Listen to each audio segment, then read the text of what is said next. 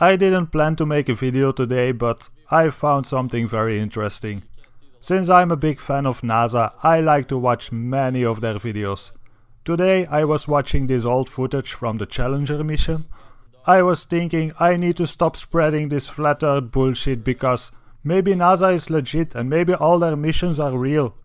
Watching NASA videos is a good way to make yourself believe it's all real. Unless you find stuff like I will show you in a minute.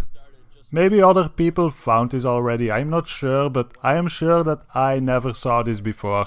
So, when you look at this footage, sometimes it kinda makes you think, was it all real? Is it all real? Cause many parts of it kinda look real.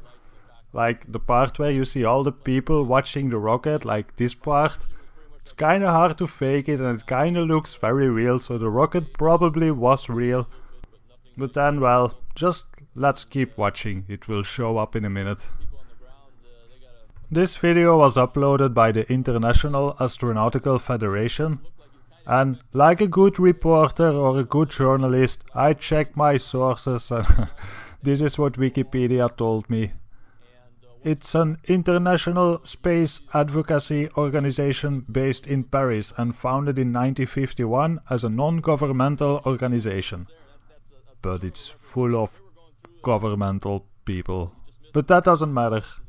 It's uploaded by them. I will link the video in the description so you can all watch it.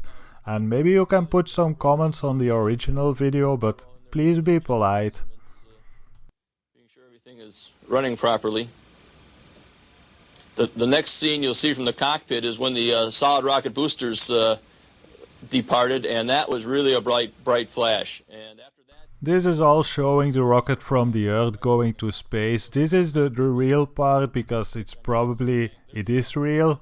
But now the rocket is getting into space, so now the fakery comes in. This is the time when you watch the recent rocket launches. This is when they switch to animations. But back in the time there was no software to make animations, so they had to do something else to convince you that the rocket is in space. These days they just use cartoons. It's kinda insane that people believe cartoons. Do you wonder how they used to do it 30 or 40 years ago? Do you remember Thunderbirds? That basically shows it.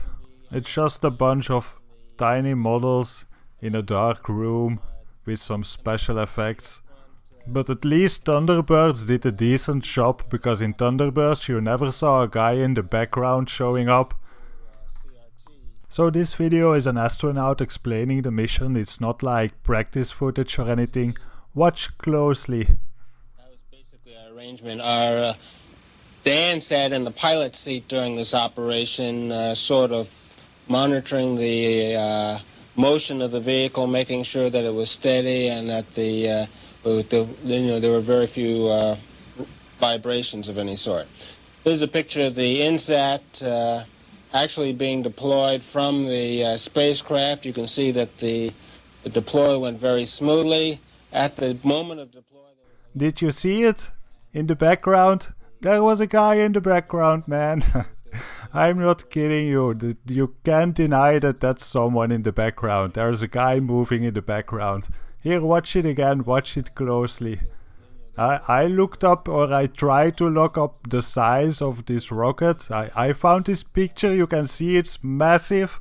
So if that rocket is in space and if there's a guy in the background in that footage, that means that there are like giants, but like insane big giants floating around in space looking at NASA.